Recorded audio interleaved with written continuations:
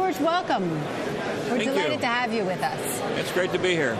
I want to start by talking about your most recent film, one that I know that you feel very passionately about. It took you 20 years to get made. Why was it so important to you to get this story made? Well, it's part of my personality. I'm very stubborn and I'm very persistent. Once I start a project, I won't finish it. I mean, I won't really let go of it until it's finished. So for me, this is a project I started 23 years ago. I was very interested in doing a movie. I love dogfighting, aerial combat, speed, cars, that sort of thing. So this was a perfect movie for me, and at the same time, it was a very, very interesting story about how black pilots had to cope during World War II and how they were not thought of as being capable of flying, and in the end they ended up being some of the best pilots that participated in World War II. As I understand it, you took it around to some of the studios and you didn't really get a nibble. Were you surprised by that? Yeah, I was, actually. I mean, I didn't expect it. I mean, everybody said, well, you should be able to get whatever you want done, and I paid for the movie. I made the movie myself, but I was just asking somebody to release the movie.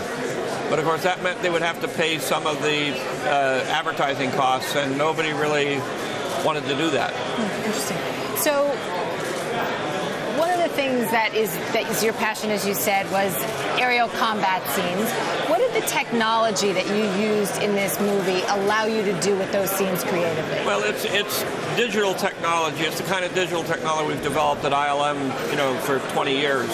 And it's the culmination of that, because we were able to develop the same technology we used on the Star Wars films, but do it in a much less expensive way. So we were able to make a movie for a much lower cost than the same dogfights that we had in Star Wars. The film has like 1,400 special effects shots, which is more than most movies. Most movies, there's only 2,000 shots in the whole movie, so well over half of the shots are special effects shots. But it has an hour's worth of dogfighting and, great combat, very exciting in terms of the fact that we have characters that you love. And it's a very tense, sort of exciting, heartwarming movie. I think it was made for young people, and it was made to be inspirational, so it's got a very inspirational context, which is kind of like Star Wars. It's very much like Star Wars, it's just in World War II. You really are a pioneer in the combination of art and technology, pushing the envelope in terms of developing new technology, but also integrating that into your film. When you look at the way digital technology is being used today, what's it allowing young filmmakers to do? Obviously, you talked about that it's bringing the cost down of things like special effects, but how is that changing the nature of movie making? Well, all art forms are technology by their very definition. They're human technology, whether it's figuring out how to take a piece of charcoal and draw on a wall, how to find a rock that's a yellow rock that helps add to the picture, gives you a little bit of color, and then a red rock, or whether it's the invention of oil paint, the invention of the proscenium arch. No matter what you're doing as an artist, you're always bumping up against the technology ceiling. And for the most part through history, all artists and painters really were also engineers. Whether it's Brunelleschi having to figure out the block and tackle in order to put bricks on the top of the Duomo in Florence, or whether it's Leonardo da Vinci, literally making war machines and helicopters and things like that. It's always been in that area, the creative area, where most of the engineering and sciences took place, the practical sciences. So it's always been that way. In recent last few centuries, it's divided itself up because science has become so much more powerful, and engineering and these sorts of things are now a separate discipline. But still, even in a lot of art, but especially in video and television and movies, it's a technological medium, so you're always being held back. When you get into special effects movies, it was for a long time just impossible to do most things you wanted to do. And once we went digital, it suddenly became possible. It also allowed us to make movies, historical movies, things. The ramifications walk in a lot of different ways. If you retire, as you say you will, at least from the blockbuster business, who pushes the envelope creatively, technologically, in the filmmaking industry right now? Are there young filmmakers that you have your eye on that you really think are doing great things? I don't necessarily have my eye on anybody, but the one thing you can depend on is there's always a new generation coming up that's a lot smarter than the old generation. So I have complete faith that there are going to be people coming up that take all of the ideas and the knowledge and everything we've got up to this point, and they will move it even further as they move forward into the future. I'm not sure exactly where that's going to go because it all builds on itself.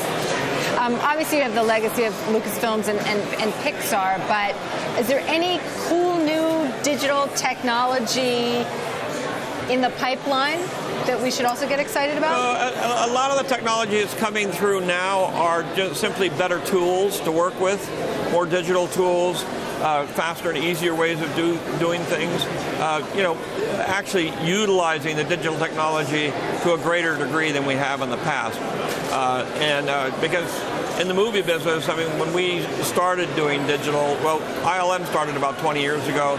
We started in the production side of things in 1999 with cameras and projectors and that sort of thing. And so it hasn't been that long since we've been using it, and there's still a lot of little pieces that need to be put together in order to make it a perfect system. You were critical about the role that executives are playing in layers of management, as you told Charlie Rose recently, in the filmmaking industry. So, and that they don't respect workers. What is it that changes that? And is there not a role for executive management and financial prudence and things like that in filmmaking? Well, the problem ultimately is most of the communications corporations are very large, and so the people that run those big corporations are a different kind of person than the people that make movies and or say television shows. They're just a different kind of thing. Movies are managed in a very different way, and when the corporations try to put sort of Harvard Business School techniques into the actual creative process, it doesn't work. And most of the executives in the larger corporation don't have a full understanding of what directors and writers and grips and cameramen, what they actually do and why things are the way they are. Got it. Because there's very practical reasons for everything. And so they come in without a lot of knowledge of what's going on. And I think as time goes by and the process of movies and content moves to a broader base, there are going to be much more smaller companies that actually, the people running them actually know how to make movies. Okay, I can't let you go without asking you, are we going to see a fifth Indiana Jones? Stephen Harrison and aren't getting any younger. I am working on a fifth Indiana Jones. I have to get it approved by Stephen and Harrison. Can we help you with that? Let's work on that. I'll only say that the last time it took 14 years to get it approved. Oh, dear. So, it's not something, excuse me, it's not something that everybody's crazy to go out and do. I mean, nobody needs the money. The chances are that it will be not well accepted much more than it will be well accepted. Right. So there's not a lot of impetus to do it. Fingers crossed. George, thank you so much for joining us. We're really glad we had you here.